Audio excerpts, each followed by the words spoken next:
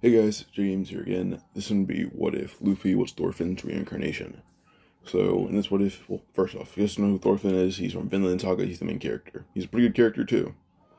So yeah, this one Thorfinn would just, well, he dies the same way he dies in the manga. Or, I haven't finished the manga. If he does die in it, then he dies that same way.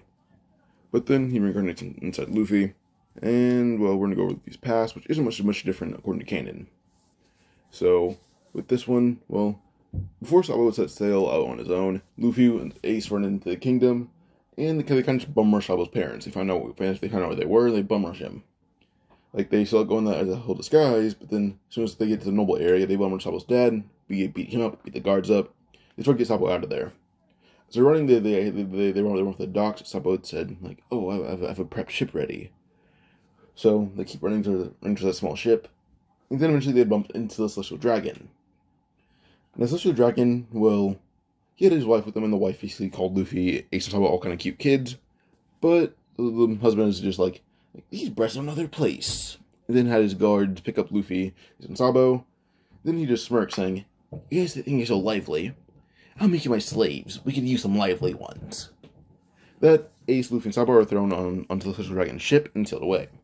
And the villagers says, oh wait, these kids, they're the marine hero Garp's grandkids. Immediately touched on is like, why should I care whose grandkids these are? Tell them they got abducted or something. And at this, he walks into the boat with Ace, Sabo, and Luffy, kept as slaves. And, well, wife kind of found a way to enjoy Luffy's whole body being stretchy. Luffy didn't enjoy it whatsoever. And they're kept as slaves for roughly about, well, by the way, at this point, they're taking Luffy 7 years old, Ace and Sabo are 10. But by the time that Ace and Sabo are 17, Luffy is 14, they're able to actually escape. But Luffy, well, all the damage has been done, and he was barely able to keep his straw hat. So, what he kept on was basically making sure that he didn't die and that he kept his straw hat. So, yeah. But then, what else? Yeah, so when they're 17, Ace and Sabo are 17, Luffy's 14, they break out, and they spend this time training their bodies and their devil fruit. They spend their time training this body. Well, it's a pretty hard battle, but they did it. So yeah. Now with this, when they leave, Luffy kind of picks him up and jumps straight off the red line. And he doesn't know that, well, he has like a gummo balloon form that he uses to protect some of the other prisoners from, like, beatings. So yeah. But Luffy's arms, legs, chest, back, basically every part of his body besides maybe his face is covered in scars. Luffy went going a balloon as they jump off the red line, hit the ground, and Luffy kind of just deflated, but Ace and Sabo bounced right off him, and they hit the ground. When they can react, they run straight away. The thing is, Sengoku was called up to meet the Gorosei, and he knows what Ace, Sabo, and Luffy look like, because they used a bit of technology to age them up. Then we saw them running off, and saw them kind of just shirtless. Luffy had a Celestial Dragon mark on his back, and then so did Ace and Sabo. Sabo kind of had one on his face. Well, because he tried to escape and they ended up nailing him right in the face, so, Sabo immediately kind of just realized he can't run around like this, so he just ran, grabbed something out with the lighter, or kind of beat up the guy, took his lighter, and kind of just burned his face, actually. Like, Sabo just completely snapped. Like, this mark on his face, he can't ever get rid of it, so kind of just scorched his face until it was completely burned away. Not like on his face, like the marks kind of just covered in burn marks. This one, Sabo's blind in one eye because it's just what he did. Well, he was blind because of the branding, but now his eye can't open. So yeah, kind of just like cauterize it shut, even though it didn't need cauterizing at all. But Sengoku realized how basically just crazy these kids are now, and immediately just feel bad for this as he just calls up Garp on Dennemushi and tells Garp what he just saw. Garp does realize something missing lined up with the Celestial Dragon arriving and leaving. So immediately Garp had stormed into Marijua and bust down the Gorosei's door, saying that you bastards took my grandkids. With this, the Gorosei realized that someone messed up. They called up all the Celestial Dragons, and they announced what happened. And immediately they see how human Garp is. Garp then says that he doesn't care what happens. Once he finds out who did it, he's going to throw them off the grand line, or off the red line. Maybe that one member of the Celestial Dragons just keeps running, and Garp just chased him immediately. But suddenly Sengoku would stop Garp, and kind of holds down Garp in the same fashion he would do at Marineford. Garp just feeling rage would stand up, and then tells Sengoku if he doesn't get off him, he'll kill him too. Sengoku just tried out muscle. Garp even turned into the Buddha, but Garp just beats up Sengoku. Well, not even beats up. They kind of fight to a draw. But Gorosei had caught that one Celestial Dragon, saying that told Garp, usually wouldn't do this, but because the world itself owes you a favor, we're willing to put him on execution. But they will give him a false crime. Basically, he's executed at Marineford on the addition of being a false Celestial Dragon and abducting kids. Even though only one of those charges is true. So with this, they kind of just impale him on the stand. And then Gorosei have a bit more power than basically anyone else. So yeah, they did also clear this with Emu, and Emu was like, "Yeah, whatever. I don't care. Just don't reveal that I'm here." So yeah. But so yeah. Also, it was a mass breakout. Like most of the slaves broke out because Luffy's physically the strongest out of all his siblings, so he's used the most for JC's hard labor. So yeah. But Ace and Sabo set sail. Ace to piracy, Sabo to become a revolutionary. He's overheard a few conversations, and does actually know where to actually find, or where Baltigo is rumored to be. So he's heading to that rumored area. But he also took the files and burned them all, and kept one for himself. So, yeah. But as Luffy's sailing away, Garp had actually, realized that Luffy's kind of stuck out at sea. Luffy doesn't know how to sail.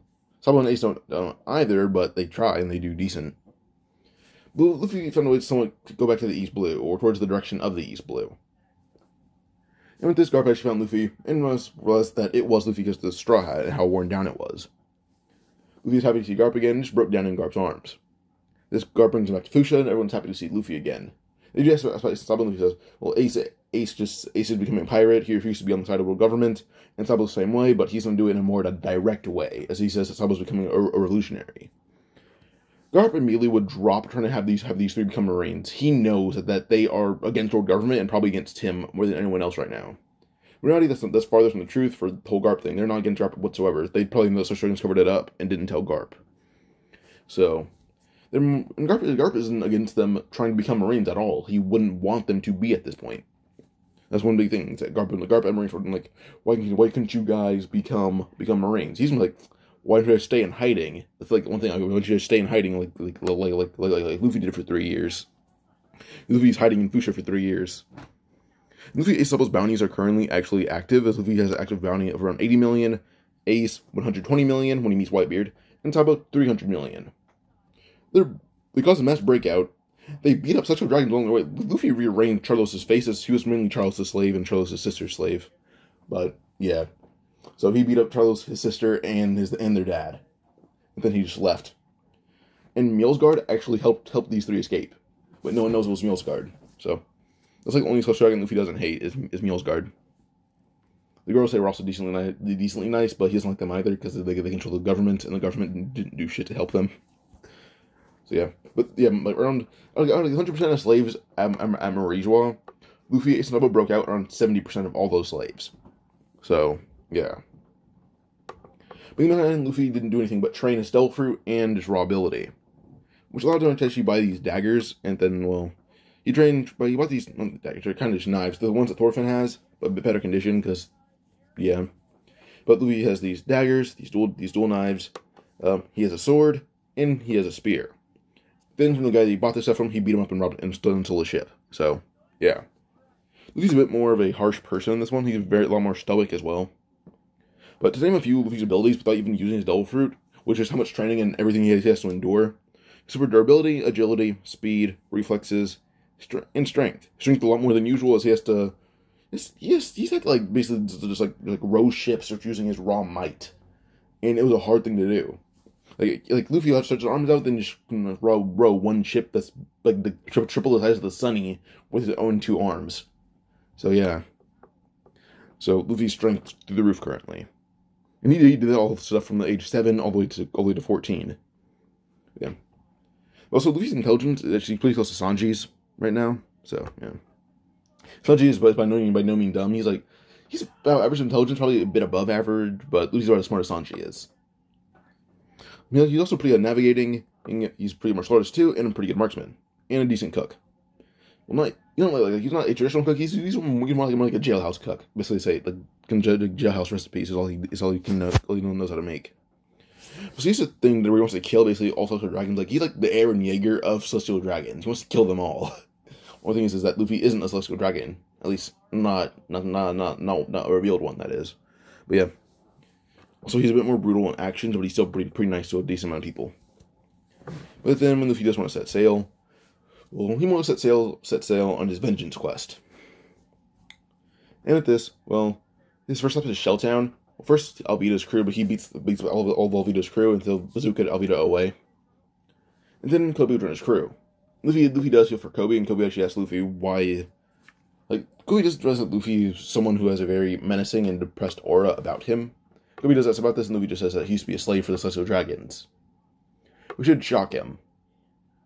But Luffy and Kobe just talk for a bit, and eventually, well, Kobe does actually hear Luffy's stories. He was pretty interested in it. But eventually they'd also gotten up to basically Shelltown where they're there, and Luffy heard about basically just the whole wolf incident with Zoro, and he just walked up there before before Rico was even able to give Zoro the rice balls. Before Zoro can say, "Hey, don't time me," he just tore the restraints right off of him, telling Zoro, "Go in the village and go eat." Suddenly Helmpo would arrive saying, "What do you think you're doing, you peasant?" And Luffy just turned around saying, "What the hell did you just call me?" As Celestial Dragons had called him that quite often. Celestial Dragons called him all kinds of names, so any kind of insult may make Luffy just go berserk and kill you. Luffy looked at Helmpo straight on, dashed at him full speed ahead, picked him up, and just suplexed him. And then held him down, just being wailing on him full force with not really any sort of sign of restraint. But eventually Zoro grabbed Luffy, pulling him off, or trying to, realizing Luffy isn't budging, he's just going to keep doing it until Helmpo was dead. Suddenly Morgan would jump off the roof, and while Morgan jumps off the roof trying to slash it down at Luffy, Luffy just pulls Zoro out of the way, and cut the axe with simple 2 fingers, and snapped it with those same 2 fingers. Then he put out one of his daggers, and cut off Morgan's whole arm with this much might. Which is just his own might. And then stabbed Morgan right in the side, like through the rib into the heart. Or through a lot of ribs, but mainly into his heart. But yeah. So he let go of the dagger, and Morgan's dead now. Luffy looked down at Helmpo, who's basically just in a coma now. With how strong Luffy is and how brutal he is, I wouldn't put it behind him to beat Helmpo until the point where he's a vegetable. So he did just that. He told Helmpo, well, who can barely even hear him at this point, saying, That'll teach you to learn and not to insult people. So Luffy looked at the rest of his Marines, saying, anyone else want to fight me? Maybe they'll put their hands up, or drop the guns with their hands in the air, and he tells them, put Morgan in a deep grave, and put him in a cell. Well, first give him attention and put him in a cell, but they all nod. Then Luffy has an idea. He despises the world government, and the world government usually utilizes the Marines. And there's a few Marines he doesn't hate. Like, he doesn't hate them all, but he hates the government itself. So he'll destroy them from the inside out. Tells the Marines here that basically they have one option. Either they can take the fall for him killing Morgan, or they can say that Morgan ran away, and Luffy now owns Shelltown.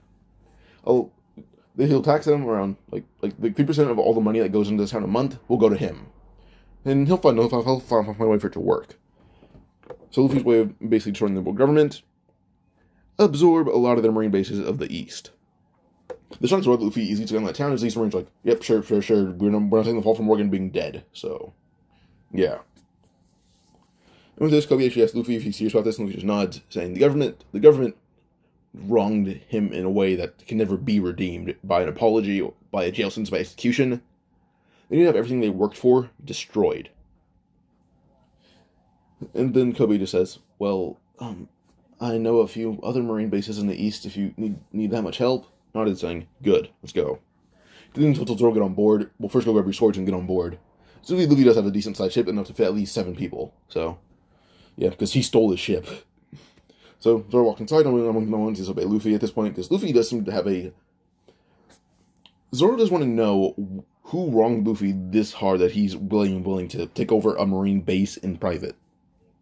With this, Luffy, Zoro, Kobe set sail, and Kobe would direct them to a few Marine bases. And this not being a small dinghy that's being weighed down by 2 grown men, they are able to actually sail a lot faster and go a bit farther. So, first they head to Orange Town, where they're honestly up there for food, and they find Buggy's crew instead. So, there, when Nami's being chased, immediately Luffy just grabbed both of them by the face and threw them straight up Buggy, for full speed ahead. And Buggy was able to dodge them both, then looked at Luffy. And during this time, Zoro actually heard Luffy's whole story of being a captive of the Celestial Dragons. And he does really feel bad for Luffy, to the point where he may, like, stand the crew just out of pity, not even just because he admires Luffy, just he feels bad for him. But also he wants to help Luffy with his goal, because he didn't know, he barely knew what a Celestial Dragon was. He didn't know this is what they did, too. Like, he's heard the term of it. If this is what they do, he'll help Luffy and feel bad for him along the way. So, pity and being an accomplice. That's the only reason he wants to join Luffy. But, yeah. Also Luffy does seem to actually care about Zoro, so, yeah. But, yeah, Luffy just jumps up and fights the majority of buggies, because he beats a lot of them up. So, yeah. If you guys wondering, Luffy is martial arts to the fact that he's tried to escape a number of times. And he's gotten really close to it, but there's honestly just too many Marines or Celestial Dragons, too many Marines or Celestial Dragon guards constantly at Marija and at the bottom of it, so it's hard to escape. So, yeah. But, yeah, so he can just learn hand-to-hand combat through this. But, yeah. But Zoro also does like that Luffy has, like, the swords and everything, so if you guys wondering, if Luffy does attire is a bit different. He kind of wears what he does in Wano, really. So, yeah. Just, there's no scar on his, well, there's scars on his chest and everything, but there's not the X-shaped scar. But, so, yeah, back to this. Luffy just kind of beats out most of Buggy's crew single-handedly with not really much struggle.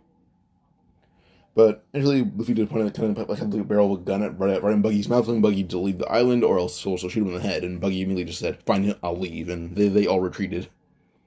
But no, before Nami had stolen their map of the Grand Line. So, yeah. That's kind of just it. I mean, she asked Luffy why he helped her, and he says, because I can. As simple as that. I want to. I wanted to. I did so. That as he's walking away, she asked Nami if she's a navigator, and she would nod, saying, good. Come on. Before Nami can say no, Zoro just picked her up, and they walk onto the boat.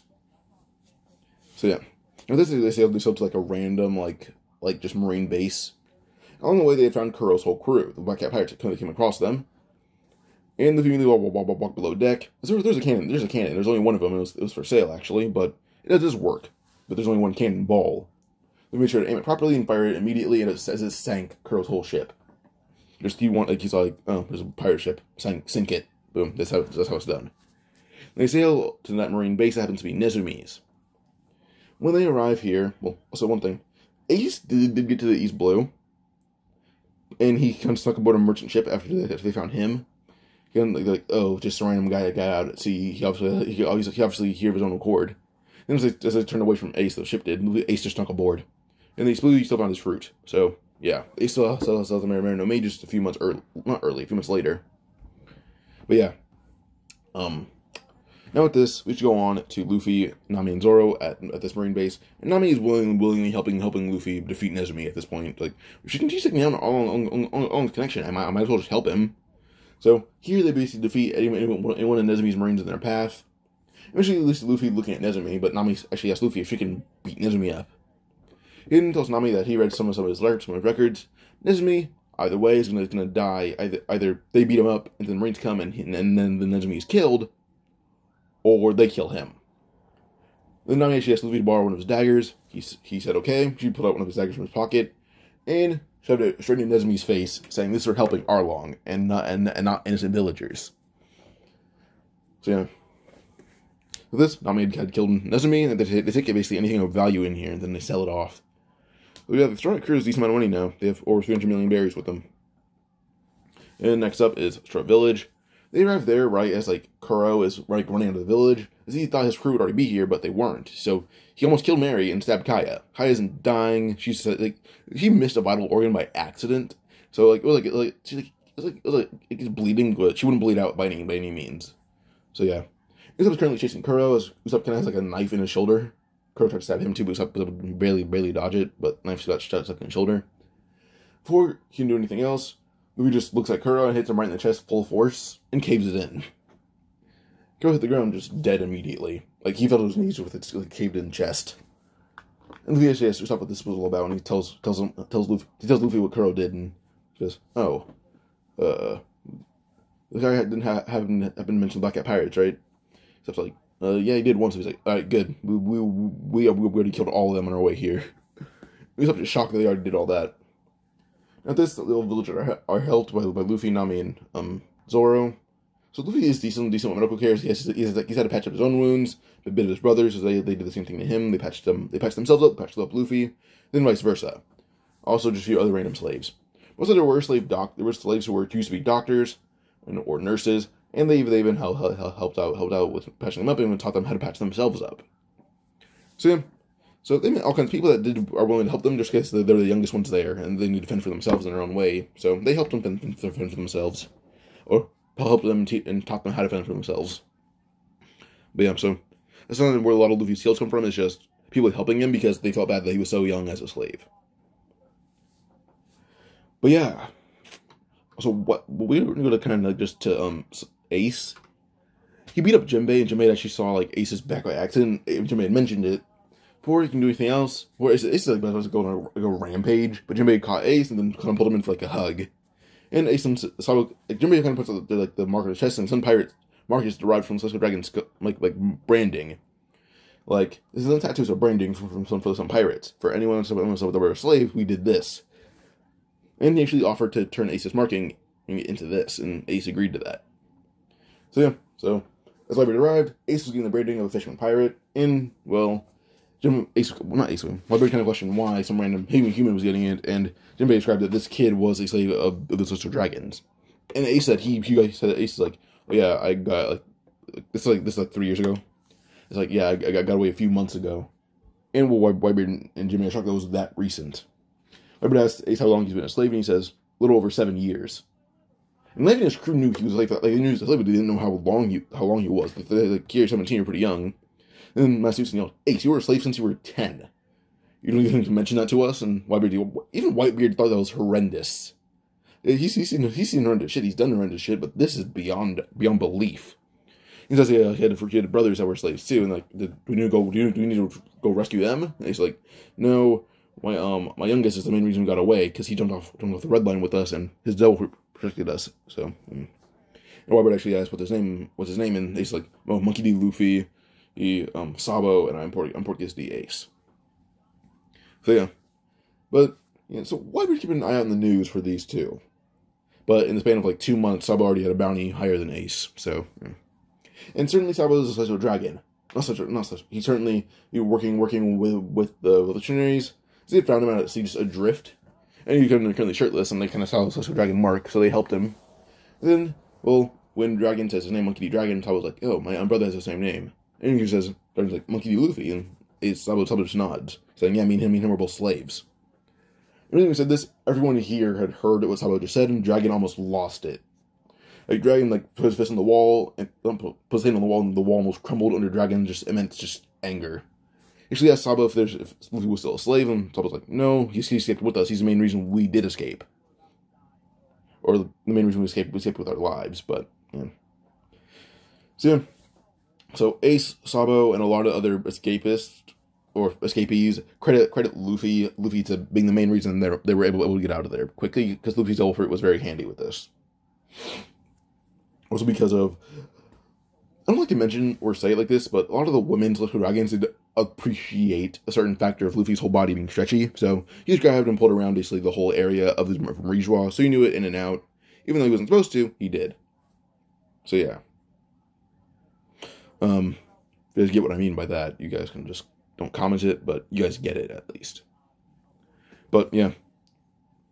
So with this, well, we can now go on to just, well, we go on to, I would say, probably just Luffy bandaging up Usopp, Sabu pretty well, like actual doctor. And with this, well, Luffy actually invites Usopp on his crew, telling Usopp that they're kind of on a quest to conquer marine bases. He already owns 2 of them.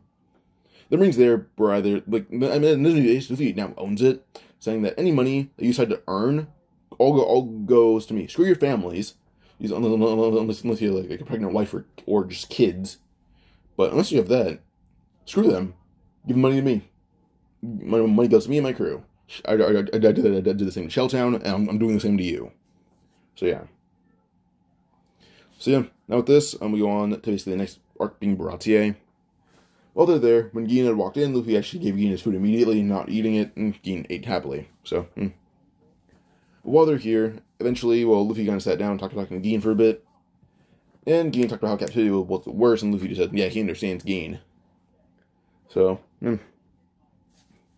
with this, eventually Krieg would walk in and basically say, "Everyone here is my hostage, and the Brontier is mine." And as soon as Krieg got back up, he looked up, seeing Luffy was leg in the air, and before he could say anything else, Luffy slammed his foot down on Krieg's head full of force and just crushed it. Krieg isn't dead, but his head's cracked open.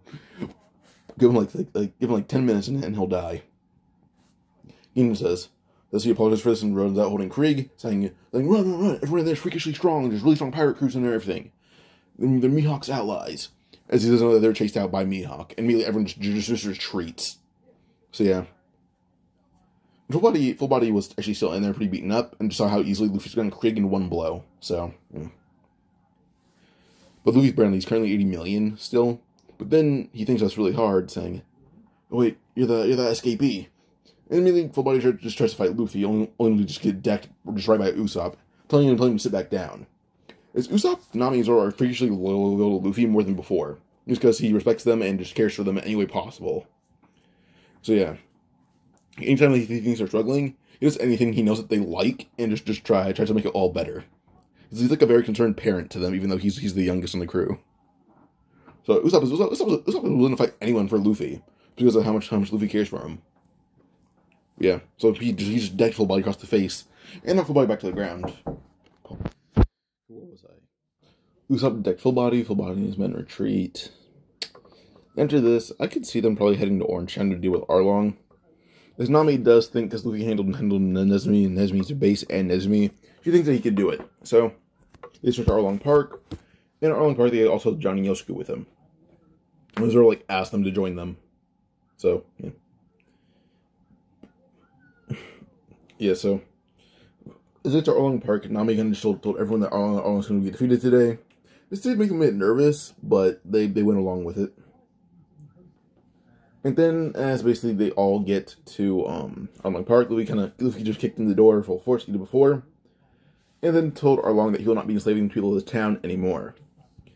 Luffy ran full speed at Arlong, picking him up and just tackling him through walls over and over again. There's like 3 or 4 walls at Arlong Park, but then Arlong through them. But then Arlong keep fighting as they eventually go up. They get up to the tower that Nami was the room that Nami was kept in. But Luffy, in the Green Goblin fashion in No Way Home, picked up Arlong and just kept slamming him through every single floor of the building. Like, boom, boom, boom, pick him up, slam. Boom, boom, pick him up, slam. He kept doing that over and over again. And by the time they reached the bottom, Arlong's covered in blood and bruises, barely able to stand. And Luffy just pulls out one of his daggers, running full speed at Arlong. He's able to jump right over him and then cut off one of his arms. Then stab him in the back just over and over again until Arlong was just dead. Zoro defeated Hachi. Zoro still fought Mihawk, so he had the same injuries before.